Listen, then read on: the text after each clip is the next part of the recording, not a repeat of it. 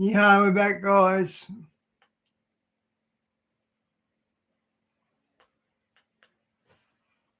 We're going to talk about how prehistory, the giants, the Nephilim, shaped end time prophecy. The giants, which are these offspring of the fallen angels, they are described as serpents. But this is also telling us that this bloodline is going to be with us throughout history. Yeah. So somehow, some way, we're going to be dealing with the giants and the ramifications of Hey, Phil, hi, Di. that has been plaguing us. Yeah, that one dropped out. It said why because of the Wi-Fi. The other one, when I was playing that King Charles one, that just completely went dead. Ever since. We see that hey, Shawnee, welcome back. Speaks to these spirits. But then we see in the book of Revelation, they will be released in the time of tribulation. Not even the fallen angels know what the end game for God is going to be until the conversation that Jesus has with them. From that point on, the fallen angels know the gig is up. Just Jesus and the disciples, they travel up to the Bashan region. And Bashan is called the land of giants. Mount Hermon is not well discussed within the church, and it's probably the most important place on the earth for polytheism. So one of the relationships in the first allegory is that these beast empires have an intimate relationship with Israel. And of course, that will be the shock for a lot of Jews, because then they will realize when he really reveals himself, oh, this is not the Messiah. So I could bring somebody back from the dead from Abraham's bosom, and nobody would believe him.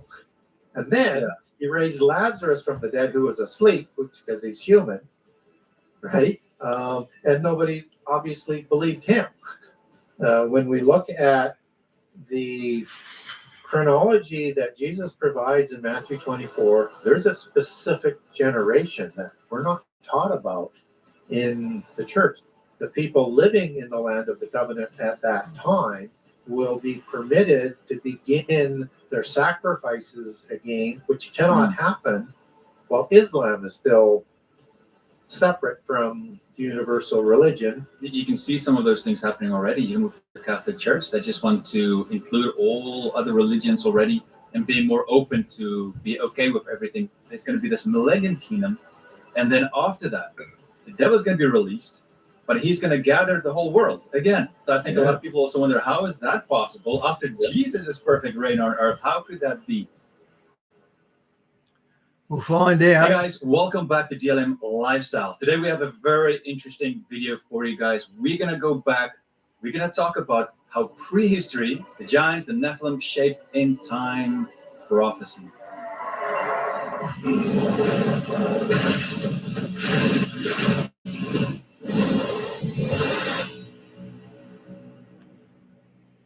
And I actually brought in a special guest, someone who wrote the book about it. You can see it right here. Gary Wayne, welcome.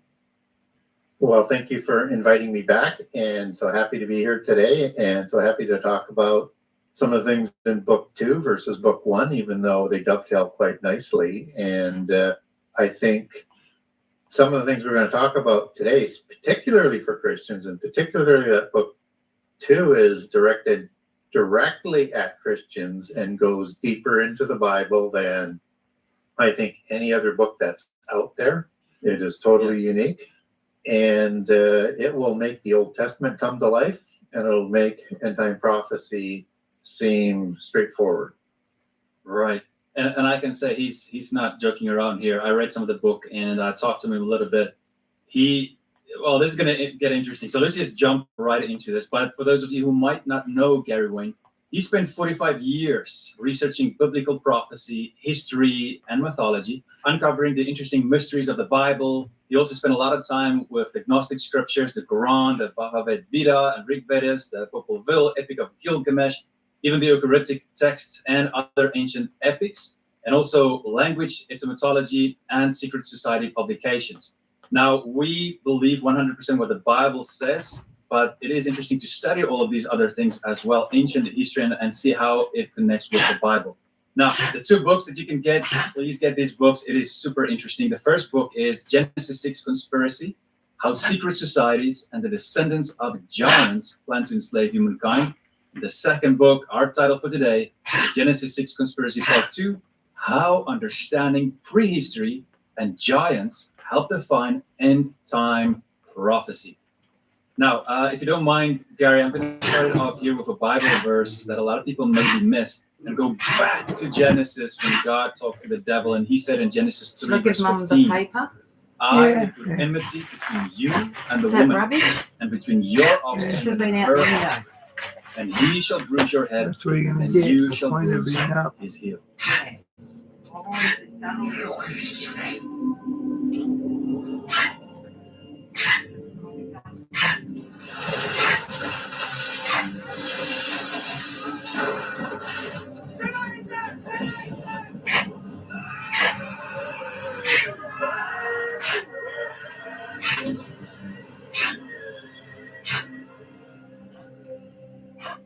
So already there's these two lines coming here because there are seeds, and I'm going to leave it to you, Gary, to explain it so that people can get to know you. Go for it. Yeah, so that's what I call a curse prophecy. And so you get obviously the curse that's going to happen to the serpent and the implications and the consequences for the actions in Eden and participating with Satan and or perhaps even more of the fallen angels to what I call in book 1 call enact Satan's first revenge. And this is now referencing a second revenge, as that's going to be fulfilled. And the serpent is the Hebrew word Nahash, and it means a serpent, and it's also rooted in another word that's called Nahash, that means a sorcerer, a necromancer, all of these terms that we would associate with wizards and priests of the occult. So this walking, talking, intelligent being is a being that's already in place and is working with fallen angels, and particularly Satan, to bring down humanity. And now we get this very bizarre sort of something that would drive cognizant dissonance, no matter how you're going to look at that. And it's so early on in the Bible, and yet most people just sort of, and as I did, just sort of, as you're reading through the Bible, say, well, whatever that is, I don't want anything to do with it. Of course, you get a lot of that in the Bible because it's the most preternatural book that's was ever written. And so when we look at the serpent, I mean, we're not saying that this serpent that is going to create a seed specifically with Eve in that instance, because it's a prophecy. And it's a curse prophecy, just as when you get into the curse of Ham, the curse is going to play out with Canaan, who's not even born yet. And it's a curse prophecy. So it's a style of prophecy that is in the Old Testament.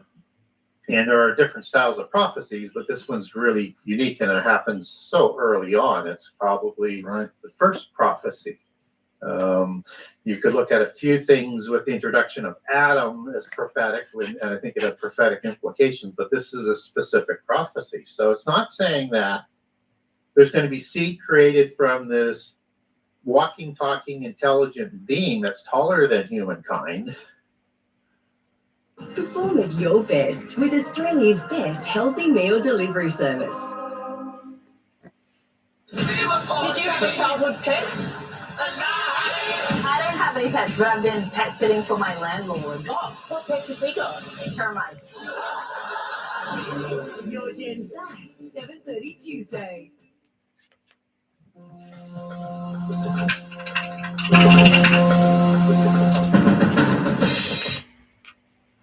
With Eve, and it's not talking about the species as we understand the serpent today that would be, slimy and crawling on the ground that's going to meet with Eve. This is Right, all talking the about pictures. something in the future. Yeah. And these are bloodlines of sentient beings. And this is the end of the Nahash being a sentient being and all of its various kinds, however many kinds that there were. So we don't get a lot of descriptions biblically as to who might be the serpent, except that we get seraphim angels in Isaiah 6, which are six-winged angels. They work before the altar of God in the firing stones. And seraph or seraphim, as in the plural, means a fiery or copper-colored serpent-faced angel, a heavenly dragon, as in a dragon creator god, as in the serpent gods that populate the ancient pantheons. And so when they took a physical body, they're going to pass on this DNA. And we talked previously of how that happens and how we get biblical support that angels can take physical forms and how this DNA is passed on. So they would pass on what they looked like. So in antediluvian times and early post-diluvian times, the giants, which are the offspring of the fallen angels, sons of God, that we covered off in part 1, they are described as serpents in both before the flood and early after the flood. So this is the fulfillment of that. But this is also telling us that this bloodline is going to be with us throughout history, throughout our history. It's going to be a competing bloodline.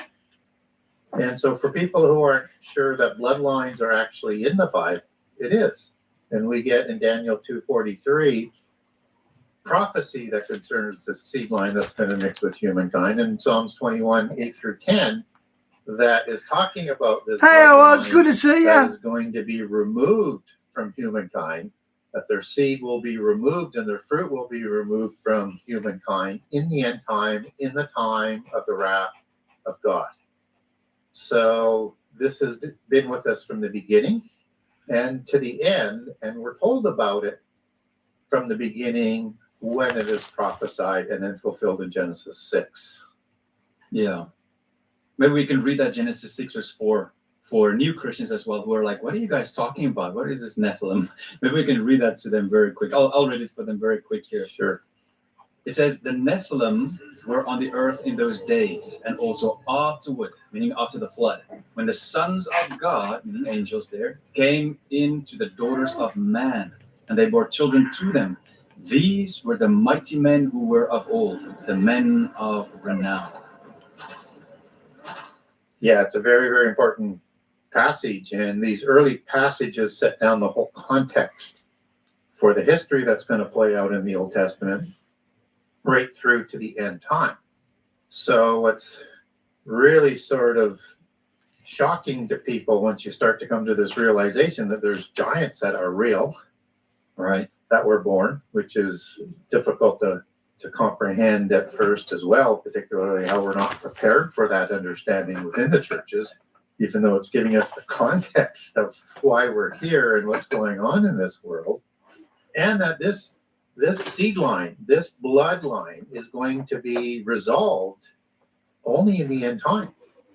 Yeah. So somehow, some way, we're going to be dealing with the giants and the ramifications of the fallen angels who created this spurious, non-permitted bloodline that has been plaguing us ever since. And we get another allusion to this bloodline in Isaiah 14, in the famous passage that tells us important information about prehistory, has important prophecies for the time of Isaiah, but has specific prophecies unfulfilled for the end time. And it's, I coin it just for my own understanding, what I call a dual prophecy. Again, a unique kind of prophecy, one of the different kinds, just as Ezekiel 28 would be another one, and Ezekiel 32 and Isaiah 25, they're all unique prophecies in that sort of way.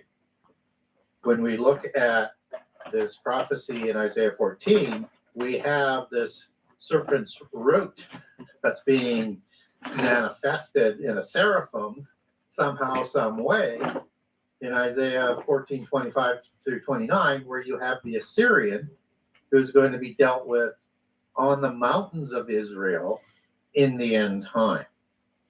So that's part of that dual prophecy where you have those prophecies yet to be fulfilled. And on that mountain, on the mountains, that the Assyrian is going to be killed, as Revelation 19 describes, along with the false prophet at Armageddon. Could have been mermaids or mermen. This is when the branch of the terrible ones in Ezekiel 32 that we talked about just a second ago, as part of one of these dual prophecies, will be destroyed on a mountain. It's just likely going to be Mount Hermon. And Mount Hermon is not well discussed within the church, and it's probably the most important place on the earth for polytheism. And it was originally part of, Geez, what a good scene for an old school battle. of Eden. Come here, man. Sits Come at here. the top, as you look at the description in Genesis 2 of Eden, it goes from the Nile to the Euphrates. And by the other descriptions that you're going to see and understanding, it's going to be from basically Mount Hermon and the mountains in the north down to the Red Sea, Sea of Aqaba, an ocean type of water, to give you the four goalposts on that. And that it would have overseen Eden.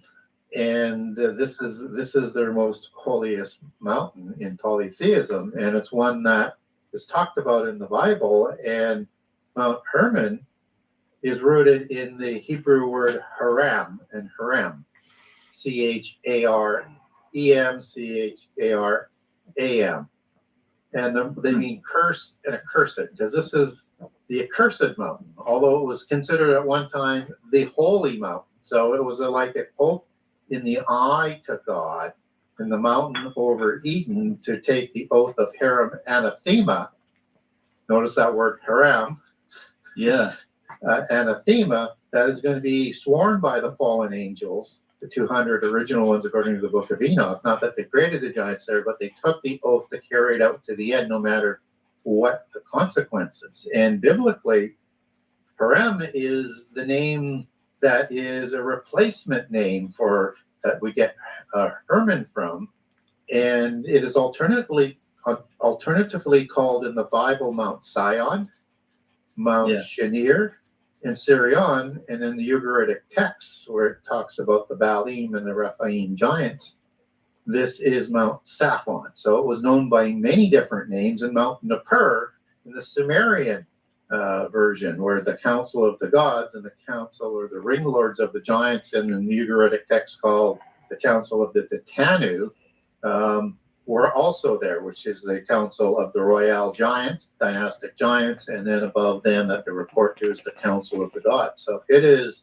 an important mountain and part of the important part of the gift of the land that God is going to give to Israel. And then making sure that that gift is fulfilled in the millennium, as many of the Old Testament prophecies talk about. Yeah, we're getting into some interesting things here, and you can see how that idea of the mountain of the gods spread to other cultures as well, like the Greeks with Mount Olympus. Yeah, there are arguably 7 to 9 holy mountains around the world as you get into the polytheist accounts. Many of them seem to be talking about one mountain, so there could be like branch mountains. And so, and that was not uncommon in polytheism. And so the best sort of relevance I would make to that is in the 7 hills or mountains of Rome that Romulus and Remus settled in, offspring of the god Ares, and progenitors of the Julia gens of the 100 Roman senator bloodlines. Palatine Hill was probably the most important hill from a religious perspective, and it had a branch hill called Vaticanus Hill that Vatican was built on. So mountains and branch mountains of the same belief system is not unusual. And if you're having different civilizations, and just as you have 7 to 9, depending on which numbers you want to use and which accounts you want to use, there are 7 wandering stars. You also have Satan and possibly his consort. Add 2 more on to get to 9. And you have these cultures that are going to require an imagery of that type of mountain. So it's going to be a constant.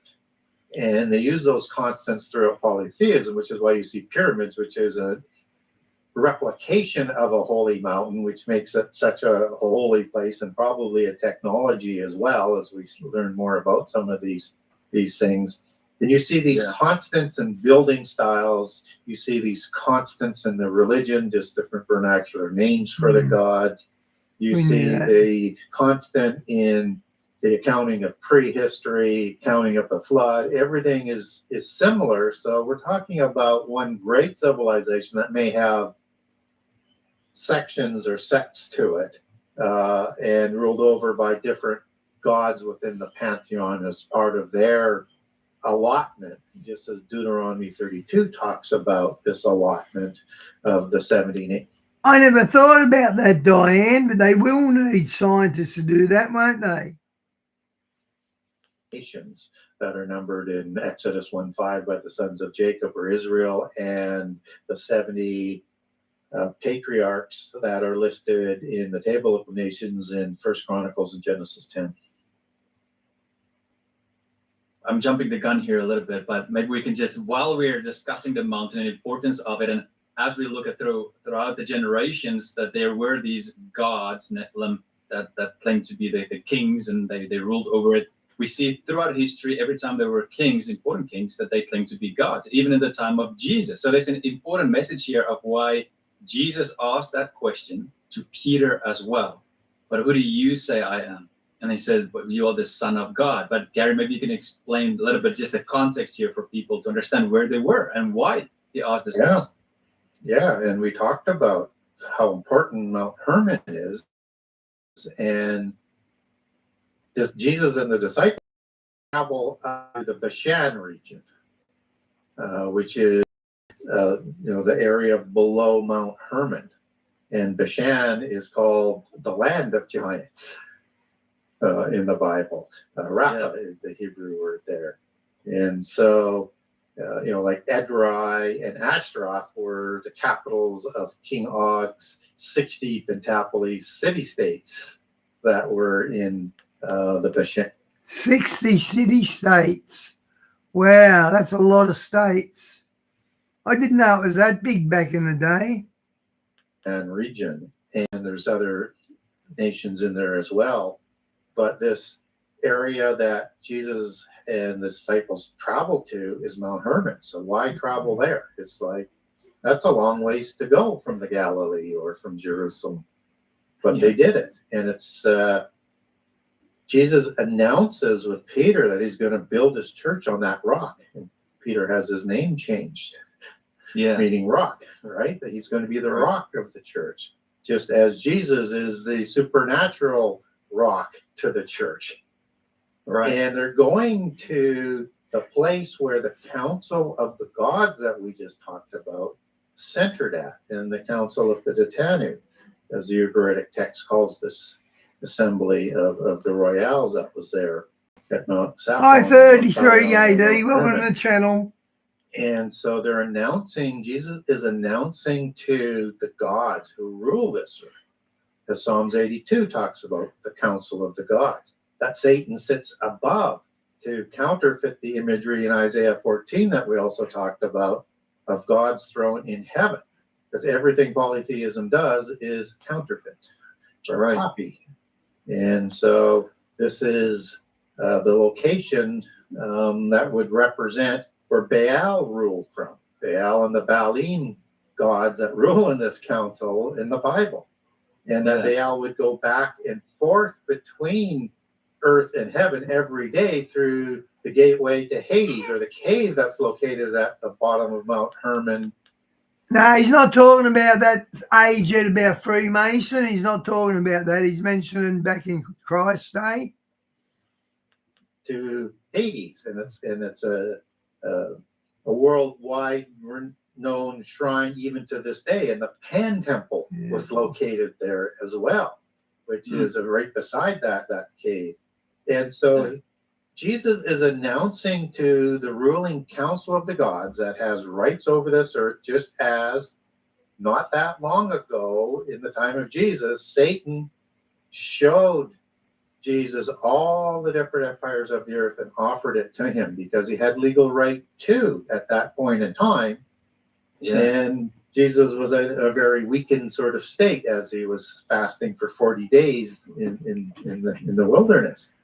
And so Jesus has just announced to them that he is going to build his church.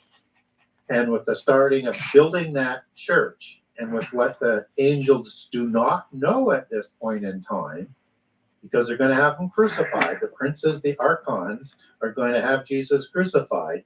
And if had they known about the resurrection, they would not have done that, as First Corinthians talks about. That this is the start of that march towards the resolution to the angelic rebellion through the resurrection. And he's announcing he's going to build that to take that to the world through the rock, Peter.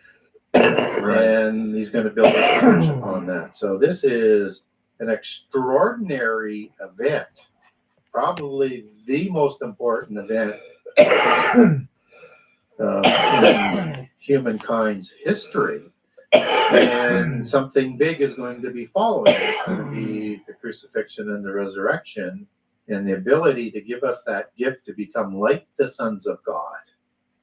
Yeah. Is given to us at the time of Acts 2 as a promise.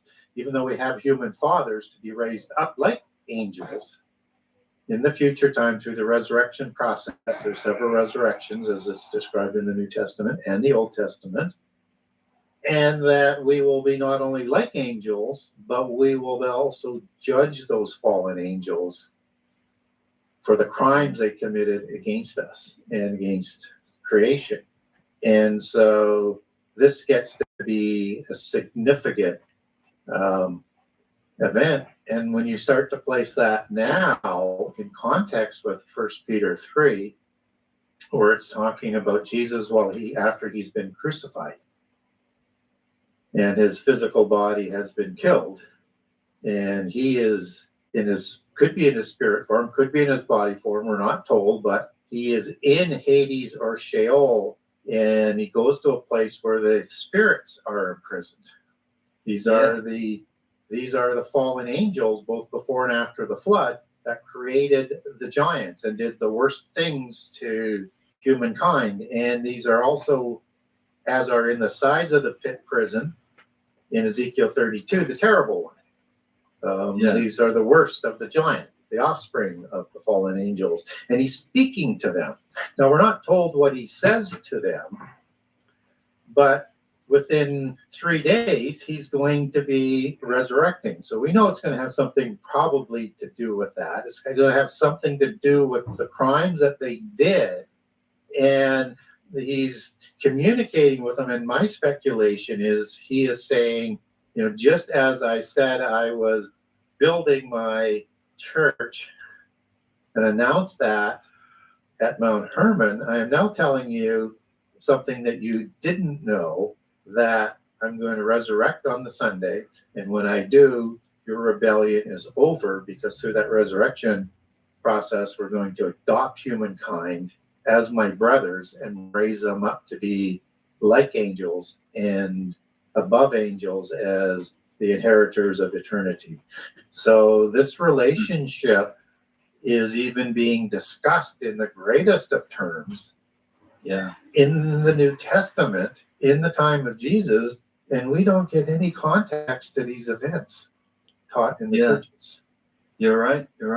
And it is so important, because a lot of people say, well, we're all children of God. No, we're not. The New Testament says that only those who accept Jesus Christ as Lord and Savior has the right to become children of God, right? Yes. Yeah. So there's all these details that you need to connect with all the verses. But I want to focus in on the end times as well, because we see that he goes and he speaks to these spirits. But then we see in the book of Revelation, they will be released in the time of tribulation, right?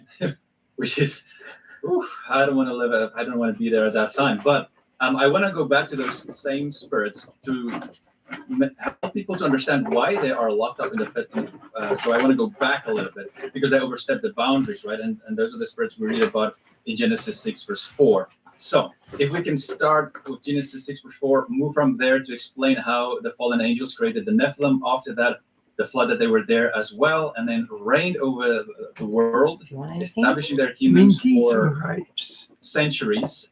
And what happened 2,000 years ago, and from there to where we are now, and then what's going to happen in the end times.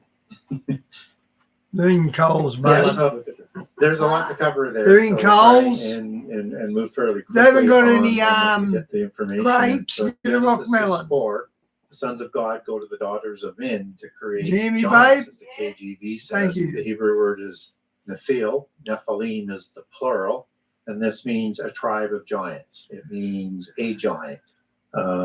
It means also a tyrant and a bully, which are just more descriptions in terms of who these giants are, just as in the Ugaritic text that we were talking about, or in Sumeria and elsewhere around the world, the gods are called bulls, and so are their offspring, the giants. And so when we hear about the bulls of Bashan that are mocking Jesus on the cross in the book of Psalms, these are the two groups that are being talked about. And tyrant goes back to the bloodline kings, because the Nephilim take over the kingship dynasties both before and after the flood.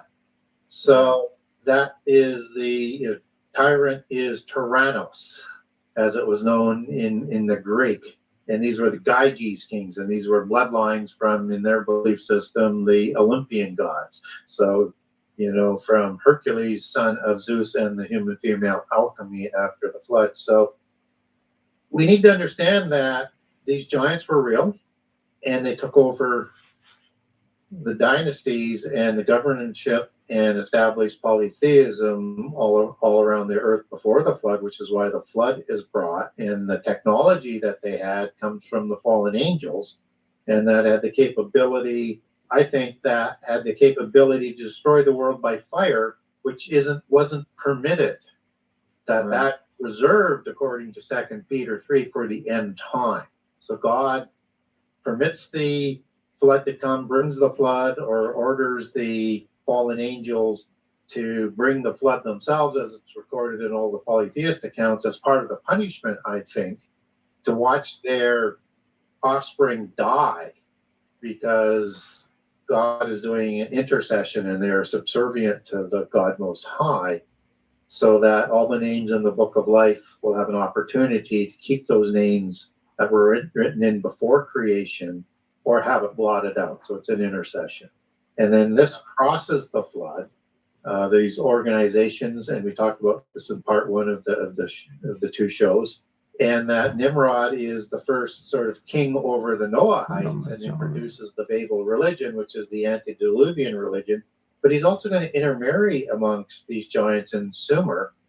And that's one of the reasons why we don't get his genealogy thereafter recorded in the Table of Nations.